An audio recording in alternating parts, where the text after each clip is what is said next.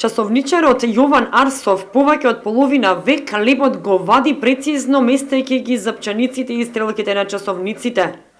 Не сака да го напушти занаетот, зашто нема кој да ја наследи неговата вештина.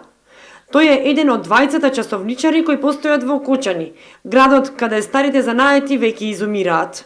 Саатчијата Ванчо, како што го знаат кочанци, вели дека од своји 15 години почнал да го изучува саатчиството. Одам у Белград. Таму останувам еден месец дена и тоа кај еден познат мајстор македонец до хотел Славија. Меѓутоа не се договоривме за работа и заправо за платата. Од Белград напуштам и одам у Арангеловац. Таму останувам 3 месеца. Бех задоволен од работата, меѓутоа местото си е свое, знаеш, и камено си тежи на местото и враќам се пак во Кочани.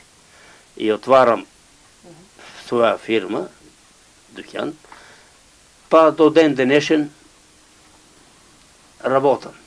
И овој занаат трпи унапредување и постојано усовршување, посебно по излегувањето на електронските сати. Арсов вели дека за овој занаат треба да го служи видот, но користи и лупа и пинцети, затоа што работи со многу ситни делови.